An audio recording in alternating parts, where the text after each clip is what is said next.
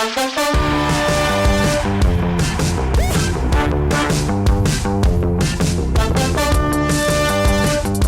and welcome back to the Potted Together podcast. My name is Adam, and as always, joined by my two co-hosts, Becca and Nicole. Yo, yo. Hello. Hello. Hello. Audience, we're starting a little bit of a series about Botanist that we each have chosen, and today is my day to go. Yay. Just forewarning, it's just going to barely scratch the surface about the life of the person that I chose, just because how much can you really talk about someone's life in a quick amount of time? Mm-hmm. It's kind of fun to do these little these research topics and learn something new and appreciate something a little bit more about the science and everything about the plants that we love. But before we get into our topic, we always chat and catch up with each other because we're friends first. So who wants to talk about anything new and exciting happening? Well, as we're recording this, yesterday was my birthday. Ooh. I am now 41. Talked a Go little bit about shorty. this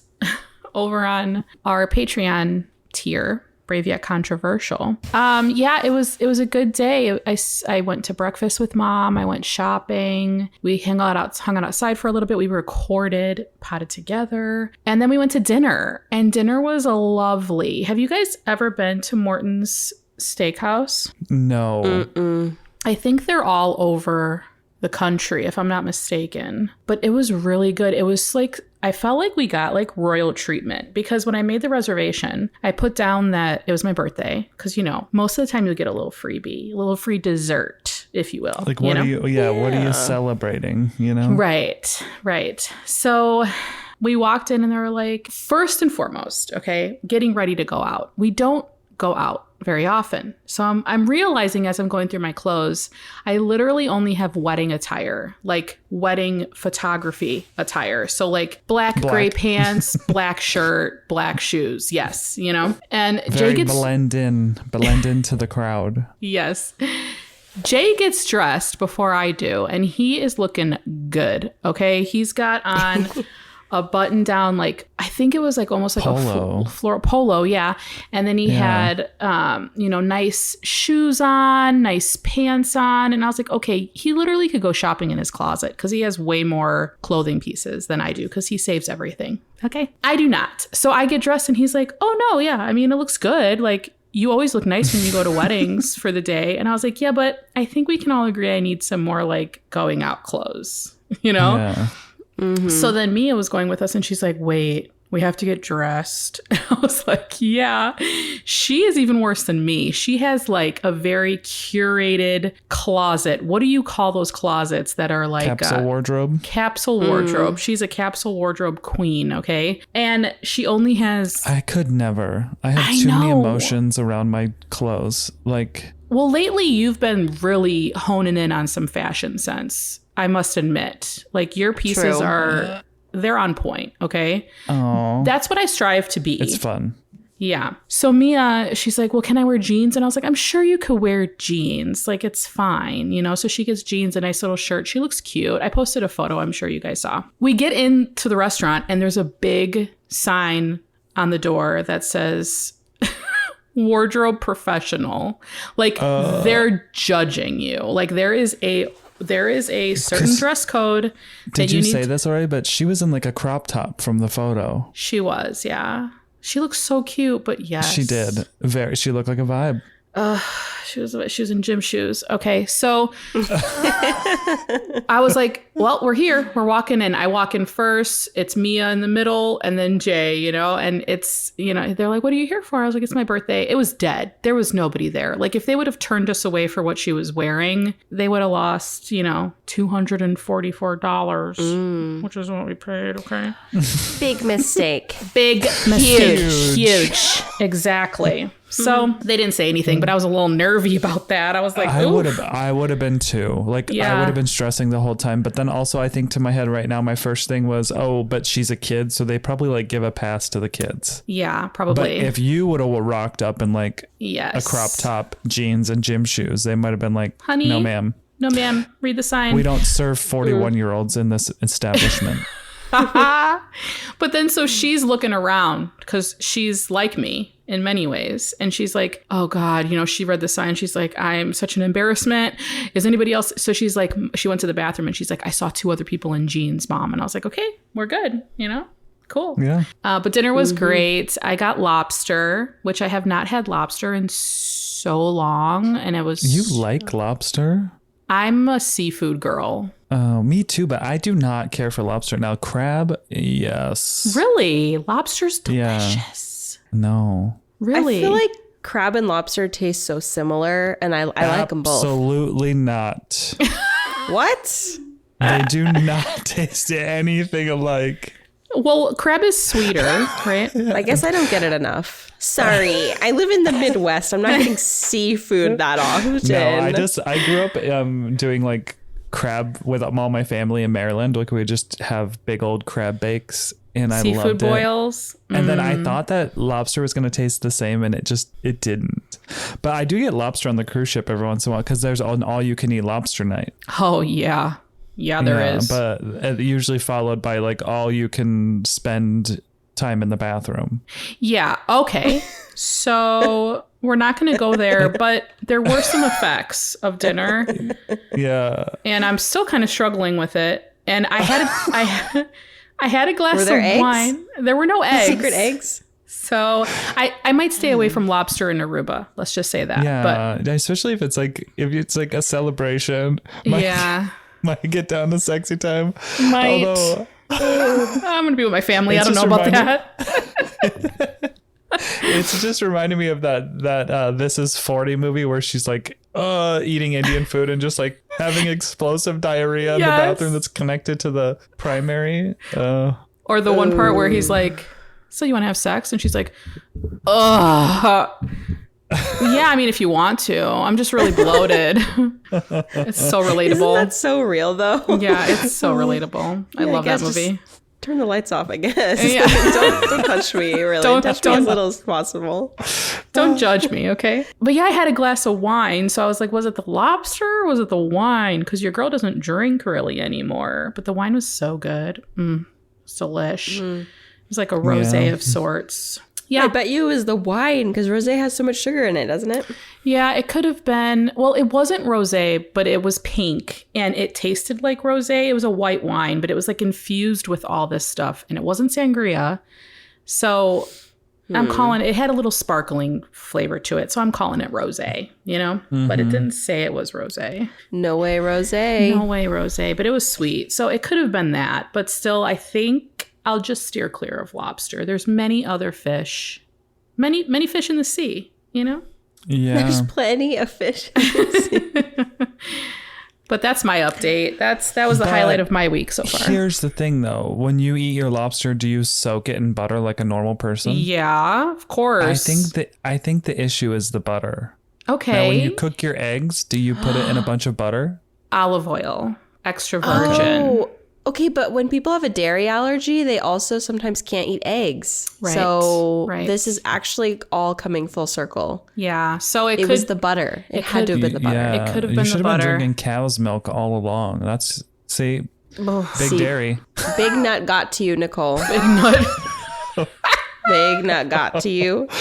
Me and Adam, big dairy eaters, we can have all of the shellfish we want with slathered in butter. You know what? God. All the eggs. Actually, I don't think I can because I had the lobster effects. Do you see? I'm thinking. I don't know what it is. Then I had like a big bowl of au gratin potatoes with cheese. So that had some dairy in it. That had big dairy in it. You need a lactate pill. That's what I need. Yeah, I think maybe you try that and see. Yeah. That's funny. Ew. Okay, I had a roommate in college who would drink lactose-free milk, and it grossed me out. Was it called Lactaid? Yeah. Yeah, that's what Ted it is drinks. gross. Well, he used I to. would just see it, and I would get grossed out. I don't even know what it tastes like, but I was just like, It tastes like milk. It does not, Nicole. It does not. probably tastes like water. You guys White are water. stuck on milk, I swear. Ugh. I know. Big Dairy has a strong grip on me. Yeah. I haven't had any cereal in the year of our Lord 2024 though, because Really? the no sugar thing. But it's sad. I miss it. I'm so shook by that. Like, how's the captain doing? Tony the Tiger? Like, where you been, bro? I miss him. He's doing great. He's in my house. He's in her Toucan cabinet. Sam? How's Toucan? What? No. It's a while. All of these cereals have their own little, like... Have you tried a sugar-free cereal? Like Magic Spoon? Is it Magic Spoon sugar-free? Yeah, I have. Yeah, but the boxes are the size of a freaking... It's like a one bowl. DVD case. Oh, yeah. And you guys eat really big bowls. The reason that it's so small is because all of the joy has been fucking sucked out of it. Yeah. And they also are like $12 a box. Magic Spoons reached out to sponsor me one time and then freaking ghosted me. I think they realized I was a plant channel and they were like, well, this won't work. Like, why'd you reach out to me in the first place? Yikes. If Magic Spoon ever sponsors me, you know I'm fake because, like, I don't understand. I'm just kidding. Maybe though. When you go to like pour the bowl for like a reel, you just already filled it with like you've already filled it with Fruit Loops, and you're like, Vegemin or whatever. Vegemin. Ew. I can't. Classic. I am a true blue sugar cereal gal. I'm sorry, Nicole, Adam. R.I.P. to your sugar cereal career. Yeah. I know. Yeah. Well, anyway, what about you guys? What's going on, Becca? I was like frantically cleaning my house today. Okay, wait. I have been so bad with laundry.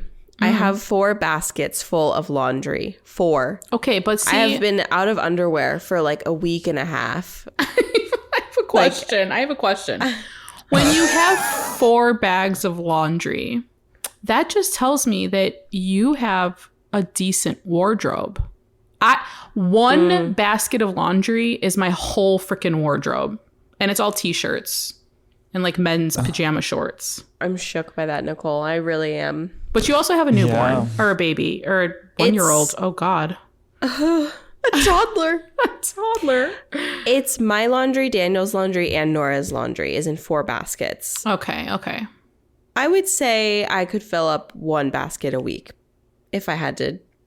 Well, actually, I just switched out my wardrobe, so I have only my summer clothes out. And my God, jackets are bulky. Like, half my closet's empty now. Mm-hmm. Yeah. Not really, but it feels like it. I also just have 1 jacket. You're leaving on a trip tomorrow. That's right. And I have 4 baskets of dirty laundry. Do you have clean underwear? Is the washer and dryer going right now? Mm-hmm. Okay. Oh, okay. Here's the deal. I will put the laundry in the washer, but that's as far as I get. And then it will sit there for a few days. And then I'll be like, fuck, the laundry. And then I have to rewash it. Yeah, you do. ADHD things. Like, and literally. It still stinks. My entire existence. Yeah. Vinegar. You got to put some vinegar in there. That's what I've been doing. Mm-hmm. I'm trying not to put too much because I've heard that it can like hurt your washer. But like I'm doing like washing on warm water with vinegar. And that has helped a lot, tremendously. Mm-hmm. But like, if Daniel was like, you've been doing this a lot. Like, are you okay? And I'm like, no, I'm not. I'm trying to keep the whole fucking ship afloat. Okay. Did you forget your... Seriously. Did he ask you... Is like everything an ask of, did you remember to take your medication lately? No, that's only if my mood goes crazy. Okay. Yeah. He'll ask me. But no, I actually have been remembering to take it lately, which has been good. Good. I haven't had any big mood swings. But yeah, so... Yeah, I'm going on this trip. I haven't had underwear for a week and a half. I've been going commando. Let's be honest here. Okay. I mean, I don't even know what Daniel's been doing. I don't even know. I have no clue what he's wearing. He's doing his own laundry on the side. He's like taking it to the laundromat. Honestly, probably. Sometimes he does do a little load of his own shit. That's probably what he's been doing. But yeah, I've been so out of the loop with laundry. Everything has fallen to the wayside. I have such a hard time having all of the balls in the air at once. I can't do it. Well, you've been not home for a good chunk of the past 2 months, I feel. Yeah, we've been out doing a lot of things lately, which is a good thing, but also then you get out of your routines and then you get 4 baskets of laundry. You have to rewash them like 7 times. Yeah. So it's a whole thing. Not that I'm like shitting on you or anything, but like, do you have like a whiteboard where you can just write a task list? And I only say this because you and I are very similar, and like your laundry is behind a door that you can close and it doesn't exist. Oh, and then true. When it doesn't exist to like people who think like you and I, it's like it's not even there. Yeah. And so like if there was a whiteboard where you'd be like laundry, like at least maybe you could like visually see that at a random point in the day and be like, oh, let me throw in a load. Yeah, you're right. I have been thinking about setting alarms on my phone when I put in a load so that it'll bug me. Does your so washer that I can go rotate it? Does your washer make a really loud, annoying sound when it's done, or does it not? It probably sings. Sings that little ditty, you know? Oh, see, mine is like Mine mine is like, you know, foghorn. It's unavoidable. Nope, Yeah, I've but got the Nicole, singing appliances. Nicole, you have your shit together, okay? Let's apples and oranges here. Okay, I'm just not going to talk about it then. Let us two talk about this. You just listen. Okay. I'll take notes because a whiteboard sounds great, actually. No, a whiteboard does sound great. Do you think you would ever pay for one of those laundry services? Because they do have one of those here, and I've thought about it. Absolutely not. Absolutely not. The reason is I'm so embarrassed for no reason. I'm not a dirty or stinky, nasty person, but for some reason I've always been weird about other people doing my laundry. I don't know why. I get embarrassed. Well, it is like, what if there's like a streaky or, you know, oops. Well, that kind of stuff. As someone with a vagina, your underwear has stuff. And I did have to educate my husband because he's like, blah. I'm like, Daniel, this is normal. Just so you know, I'm not weird. See, okay, here's something that you can do to save the undies is panty liners. And then panty liners. And then Leo's like, why is it spicy? Why is it spicy? Literally, no, Cooper is an underwear eater. Oh, Cooper's the one. Cooper loves to eat. Like, seriously, every quarter I have to go buy a new underwear wardrobe because Cooper is just shredding through my shit. Oh my God. Does he hop in the laundry basket? See, that would insinuate that I use the laundry basket. I'm a nasty, grubby human in the realm of laundry. I am. I don't wear dirty clothes, but I really stretch it. I'm wearing weird things right now. Yeah. I'm wearing maternity pants. I am not pregnant. Hey, they're comfortable. They're very comfortable. They are comfortable. They slide down right now, but you know what? I'm wearing maternity pants. I'm not pregnant.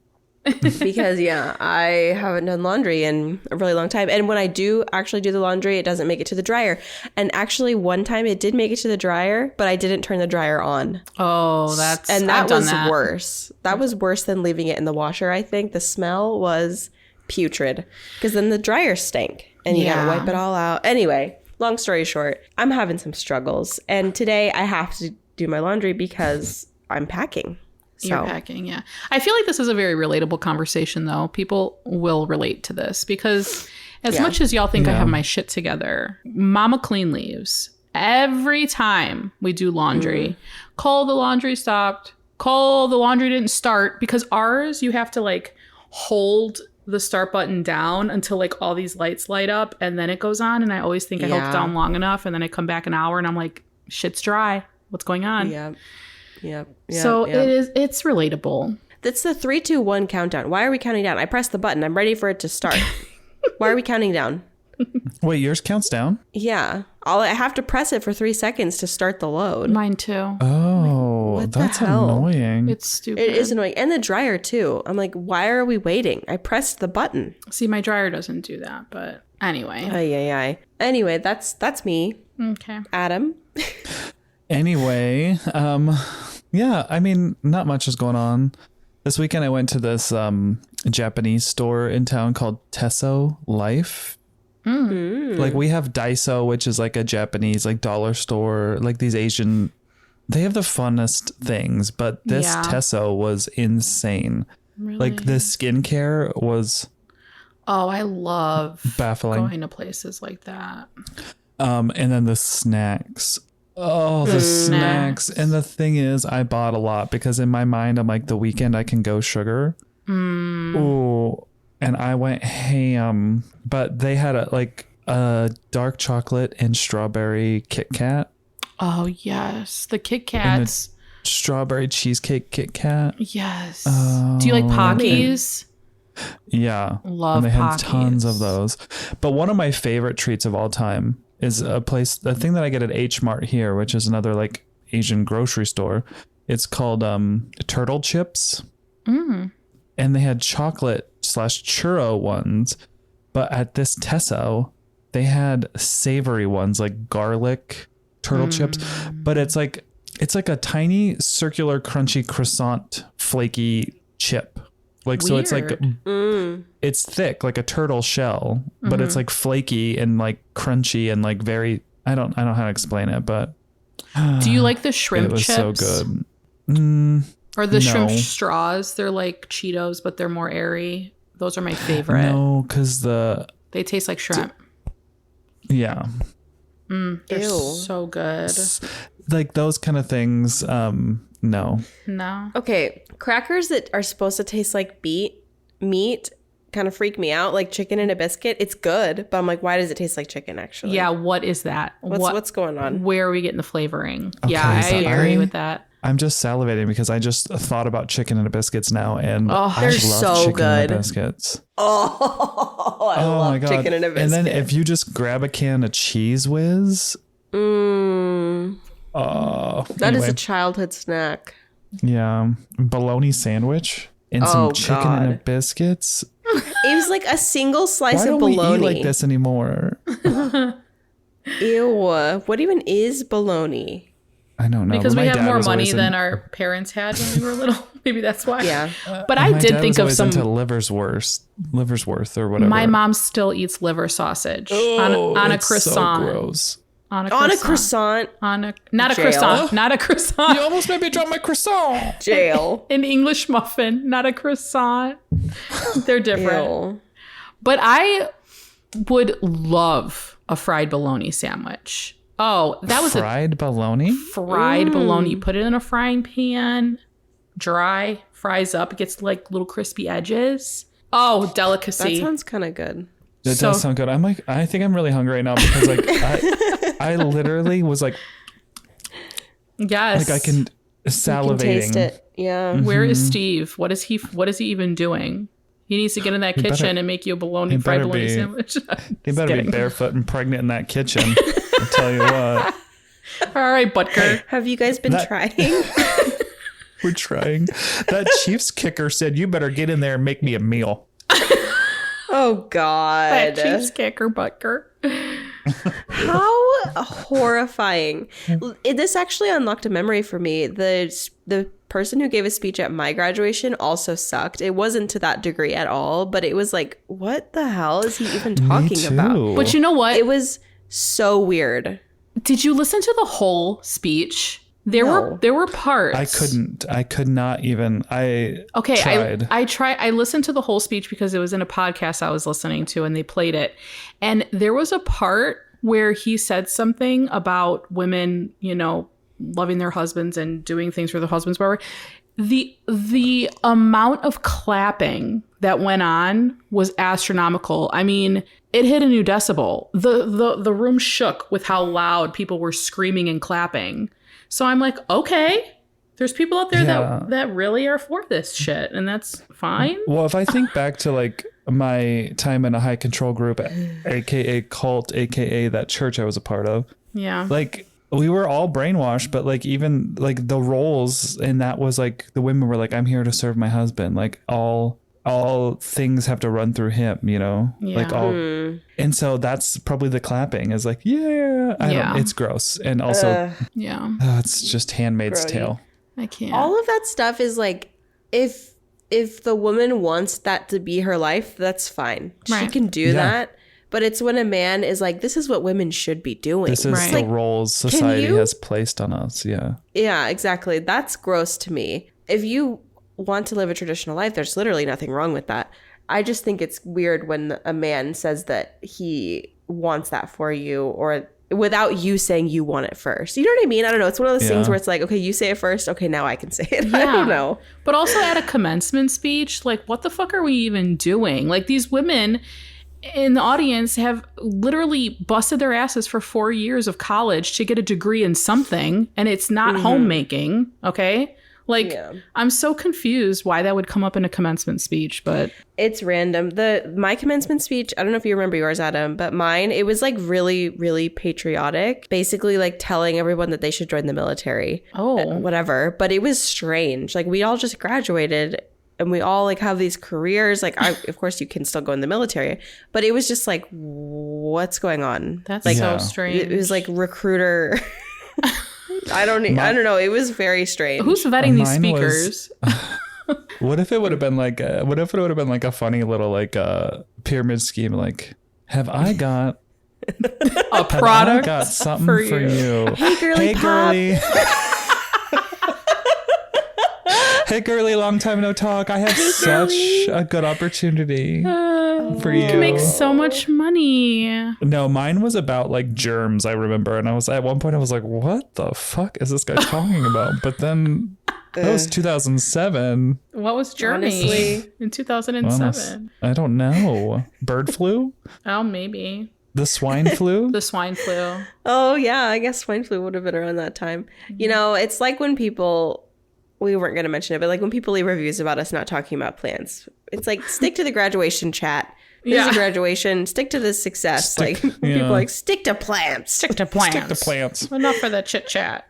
I think back to like feminism, and it's like people are like, I don't like feminism because like whatever, I want to be like a mom and all that stuff. And I had the wrong idea of feminism too, because I was like, oh, women empowerment, like go out there and be your boss. But no, feminism is just allowing women to choose what they want and saying like society is not going to deem that you have to stay home and be a mom and a homemaker, but if you want to choose that, great, like all the power to you. And that really like helped. I don't know why, well, probably because I'm a man and a dumbass, but like I was like, why did that not click to me like until like semi recently within the last few years? I'm like, oh, that's because in my mind when I hear feminism I think like tits out, free bleeding. Yeah Like, whatever. I think that was like, there was an agenda against feminism. That's what they wanted. Well, it's just Big like misogyny? with anything. Big misogyny. Big misogyny. Big patriarchy. The big patriarchy. Big man. Well, they wanted to be like to this extreme. And that occurs in so many different political movements, of course. Yeah. But there's just so much nuance in it. And it really is just do what you want to do, because you have you're empowered to make your own choices. And that's all it is. Well, let's go back into a point in time where women had no choices and men were discovering plants. Great. And men were doing the hard work while women were barefoot, pregnant in the kitchen. Doing nothing. Okay.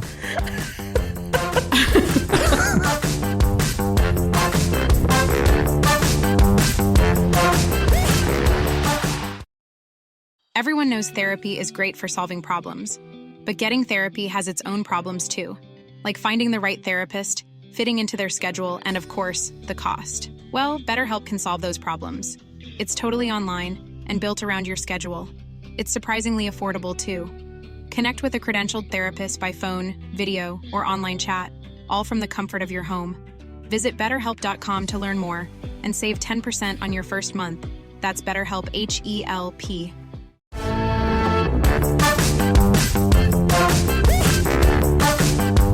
So today I chose Robert Brown to be my botanist that I wanted to scratch the surface of, because he is the botanist who was named for creating the genus Hoya. Oh, you want to scratch Robert's back? Ooh. I do. Oh, hey, Bob. Anyway, Bobby. that just reminded me of a joke. When I was younger, I feel like I was like, I'm going to get B on both butt cheeks, and when I bend over, it'll say your name. Bob. Sorry. Okay. Wow.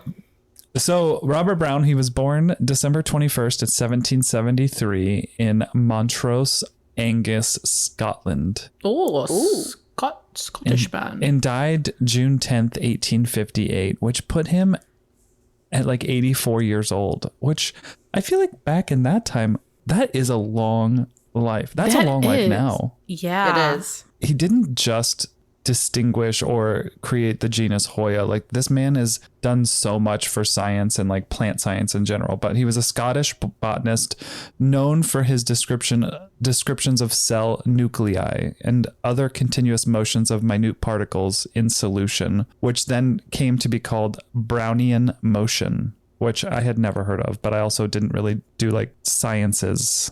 But it seems like a big deal. Yeah. Sounds very fancy. Yeah. So in addition to that sort of science stuff, which he was not the first person to describe a cell nuclei, but he was the first. He named it, and that name has stuck. So like there had been publications, I think scientific publications before him that described like something's going on here, and we can see like a common theme through things, but like no one kind of named it, you know? And he was like, hey, I'm a man. I could do this. I'm gonna name it. I'm gonna take on this big man role. Yeah. Good for him. So in addition to all that, he recognized the fundamental distinctions between gymnosperms, which is like conifers and their allies, and angiosperms, which is flowering plants. And he improved plant taxonomy by establishing and defining new families and genera. Most of that he contributed from his original works on the flora of Australia. Ooh. So thank you, Australia, for allowing that. So he was the son of a Scottish Episcopalian. Jesus. Hey, I have on paper, it looks different. Okay. it does. Episcopalian, like I would never know how to spell it. Anyway, the son of an Episcopalian clergyman, which makes me think, you know, back in the day, like the church was like science is the devil. So is that akin to like him being like gay and his dad being a super conservative and just, I don't know. It just seems weird because like he full on went into science. Yeah. He went against all odds. Wasn't the church against like Isaac Newton and trying to like arrest him and throw him in jail and all that stuff? I think so. Anyway, News to Just me. a I thought. did not know that. That's crazy. oh, the church has always tried to put the kibosh on science. They're like, no, that didn't happen. Everything's written in this entity book. In the sky created it.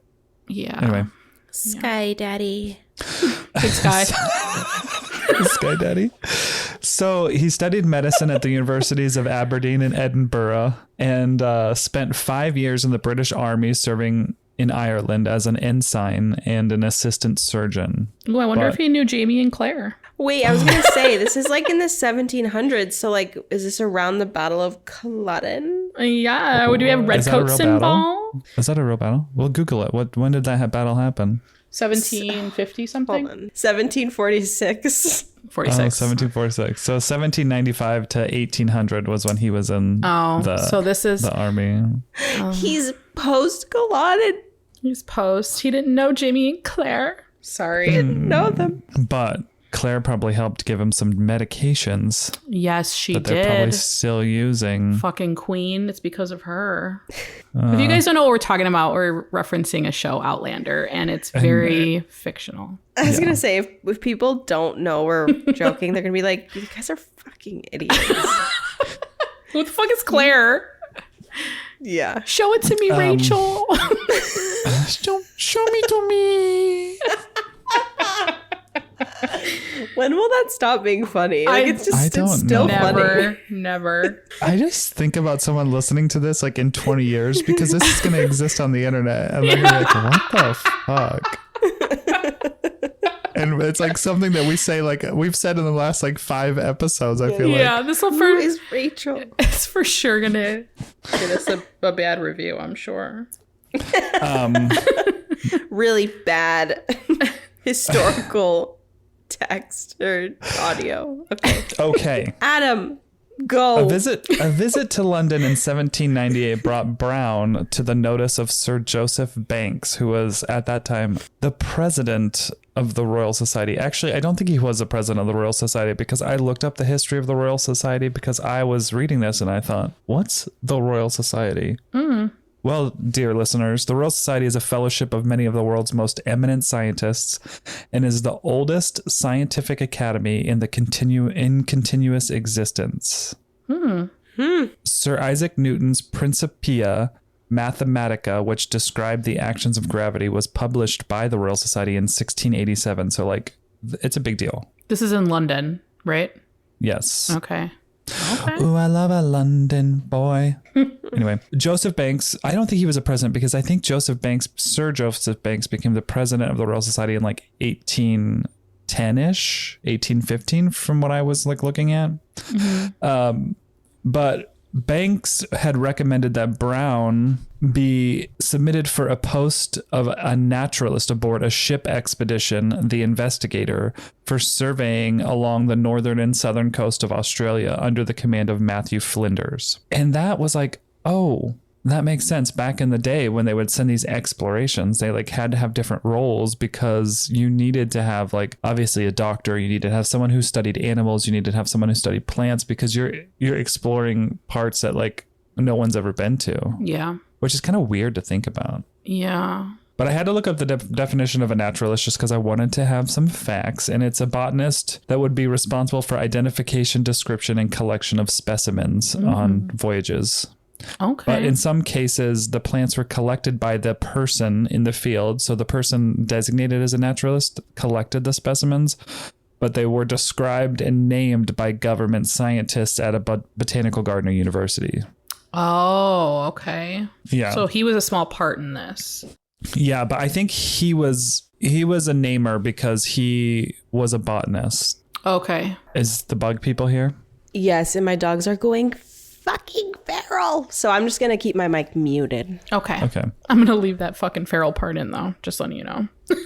Brown sailed with the expedition in July of 1801. The Investigator reached King George Sound, Western Australia, in the area of the great floral richness and diversity, December of 1801. 5 months. Yeah. 5 months on a ship. I could never. It was sails. I don't think there was like motors back then. Oh, no. They're sailing. Oh, They're man. sailing on the high wind. That is, I don't even know. They stayed in Australia for 2 years or, 1.5 years. Around June 1803, they circumnavigated Australia. Brown made extensive plant collections and he returned to England October of 1805. So like 4 years being gone on a ship. Also, though, how fucking cool would it be for that to be your job? Like, just picking up plants all over Australia. I wouldn't say it'd be fun to do it in Australia, though, because there's other things in Australia that I wouldn't want to run into. Yeah. In the forestry, But how cool is that? Like just building up all these specimens, all these plants. You have no idea what they are. Yeah. I also wonder if this is around the time, I can't remember when Wardian cases were developed, but they were used for things like this, where like these expeditions would go out and you would collect specimens and like probably collect them from the ground, etc., and like stick them into this case to then transport because it took 5 effing months to get from one place to another. The Wardian case was invented by a British doctor and an amateur naturalist, Nathaniel Bagshaw, in 1829. Okay, so they were not created yet. This was like pre-Wardian case. Pre-Wardian case. So like where are they putting them? Well, if you look up herbarium sheets, which are what's used to taxonomically, no, I don't even know, but you guys know the word I'm trying to say. Yeah. Taxonomically. Oh my God. Why do I keep trying it? I know the word, but I'm not going to try to say it. To classify plants. But if you look at some of like the old herbarium sheets, those Hoya, well, mostly Hoya is the ones I've researched because of my other podcast, Let's Talk Hoya, which dives a little bit deeper sometimes into Hoya topics. Mm-hmm. The herbarium sheets are just crusted ass Hoya. Like, they're dead, shriveled brown, but they were like, here's a Hoya carnosa. And I'm like, well, yeah. But that's why, because they would just like stick it on a ship and it just died 5 months, you know? Oh, yeah. And what month is this in Australia? Isn't December the middle of summer? So they're just October. toasted. They're just toasted. So in 1810, the results of his Australian trip were partially published in this work called, and I don't know what language this is, but it was called Prodromus Florae Novae Hollandae et Insulae van Diemen. Anyway. Is that like Latin?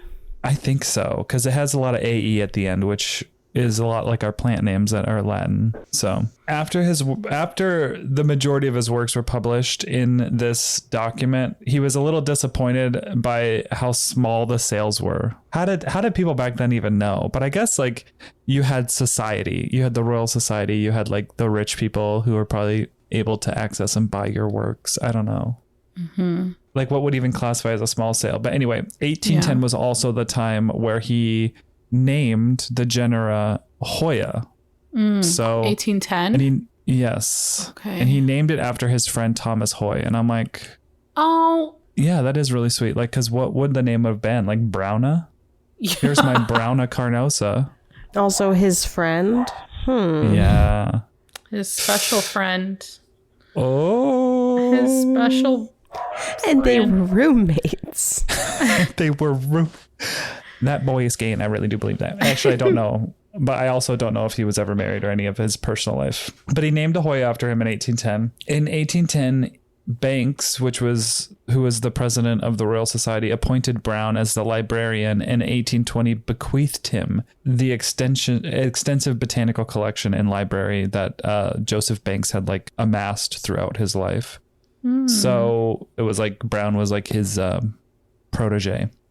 Then Brown transferred all of that to the British Museum in 1827 when he became keeper of its newly formed botanical department. So after all of this, after all of his works and all of his education and all of that, like in 1827, he was the first keeper of the botanical department at the British Museum, which is kind of cool. That is kind of cool. Is it all still there? Yeah, I'm guessing. That'd be cool. That'd be fun to see. Yes, that would be really fun to see. In 1831, while investigating the fertilization mechanisms of plants in the Orchidaceae and Asclepidaceae. Okay, so this is the family that Hoya are in, but I always have trouble pronouncing it. Yeah. But the Asclepidaceae family. I'm butchering that. And if someone who is way smarter than me is listening to this, they're probably rolling their eyes, but they probably checked out during our catch up. Anyway. He noted that the existence of a structure within the cells of orchids, as well as many other plants like Hoya, that he termed nucleus of the cell. So that's where that came from. Like he noticed that inside some of these were like, that's where he found all of those microscopic things. Mm-hmm. It said he wasn't the first to observe cell nuclei, but his designation persisted, and his discovery contributed to the evolution of cell theory. So like major props. Yeah, that's a big to deal. Robert Brown. Really big deal. He looks like your typical conservative politician. Oh, yeah. Yeah. I'm researching my dude and same. Yeah. But what a weird, that's kind of all I have. Like I said, he created or discovered the genus Hoya, and then the Hoya carnosa is the type specimen for the genus Hoya. So whenever like a new genera is created, there's always a type specimen, which means that anytime someone's analyzing a new plant, they always have to refer back to that type specimen. And if this new plant has the same kind of cell structure, same kind of pollinarium, any of that kind of stuff, then that's how they kind of figure out where it belongs in the classifications.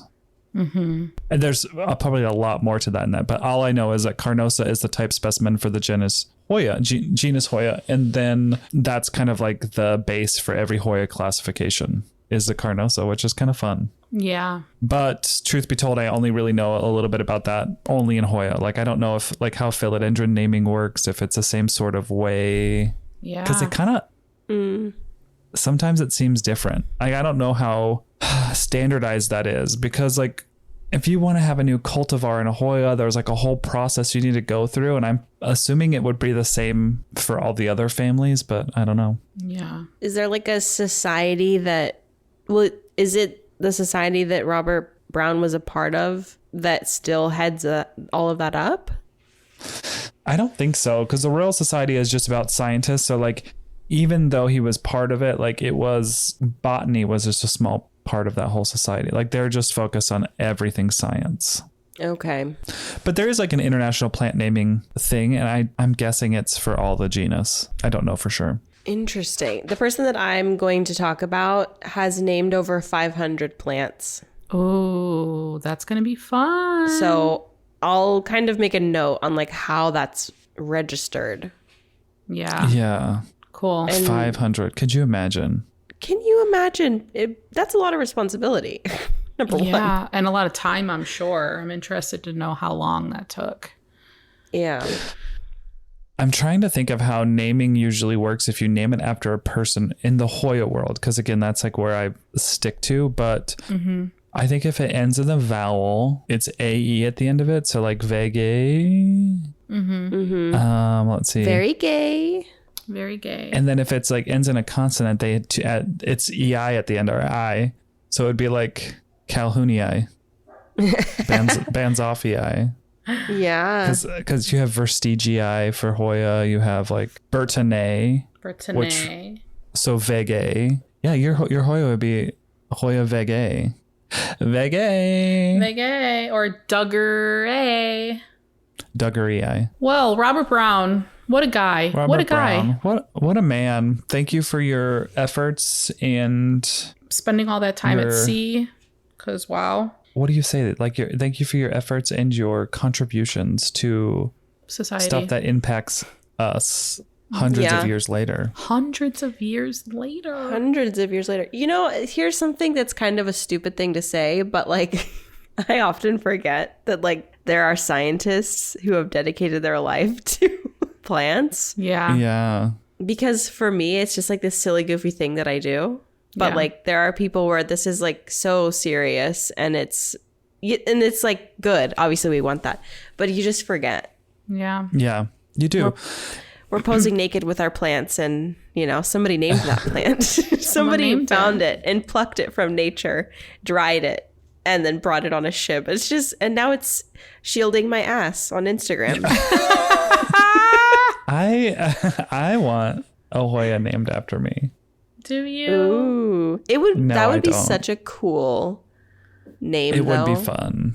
Yeah. It is wild. And there's still like publications happening, and I'm sure it's happening again. I said this multiple times, but I've focused on Hoya, but like there's publications currently being published about new Hoya species found in all of these different parts of the world. But they're like trying to get these Hoya found because a lot of these places are being deforested to doing like farming palm oil and that kind of stuff. So like some of the world's primary forests, meaning like a forest that has existed since the beginning of time, are just being destroyed in all of these countries, mostly in the Philippines and, you know, all of that, to make way for this agriculture, this quick buck. But like along with that, we're losing things that species of plants we've never even seen before, and that's really sad. It makes it feel like there's like an immediacy to it of like, we have to get this done. But yeah, that is sad. There's a botanist, Mikel Rhoda, that does a lot of like the Hoya stuff. And I just want to be his friend. And then maybe I'll have a Hoya named after me. Maybe. That's my in. You got to climb that ladder. Get in there. Climb that ladder. Climb it like a tree, Adam. Request him on Instagram, okay? Get in the slide in the DMs. Oh. It's also in the DM. It also like blows my mind that botanists can just go into a forest and pinpoint plants that have never been identified before. I mean, I'm sure it takes time. I'm sure that they're, you know, taking plants back that have been identified too. But like, what a procedure. And like, I would just like to see how that's done, you know, like actually be a fly on the leaf, you know, and watch the whole thing happen. I was going to say wall, but be a fungus gnat on the wall. A fungus gnat on the wall. Yeah. Wow. Anywho, Australia. That's, thank you, Australia, for giving us the genus Hoya. Yeah, thanks. That's really cool. There are quite a few Hoya that originate in Australia, but then Australis, Well, Australia. Why did I not know that when I first had that Hoya? But I recently figured that out, but Australis. anyway, that's it. That's it for my botanist. I would highly suggest, I wish that there was, if someone has like any more information, if someone's seen a video, I would love to watch video on this, but Yeah. do some digging. It's kind of fun. It's kind of fun once you kind of get into the thick of it. Yeah. Into the thick of it. Sorry. Ooh, anyway, that's it. Stay tuned for the next series of botanists that are coming up from Nicole and Becca. Head over to Instagram at Potted Together, where you can follow us and tag us on anything. Yeah, we'll talk to you next week. Oh, also, real quick, there won't be an episode next week, unfortunately. Oh, that's right. So I lied. We're taking a little breaky because summer vacations are really kind of stacking up on us. Yeah. And we're behind. So you won't hear from us next week, but we'll be back. We'll be back. The season's not ending yet. Not yet. Yeah. The following week. Yeah. Yep. For those that listen in real time. Anyway, we'll see you when we see you. Bye. Goodbye.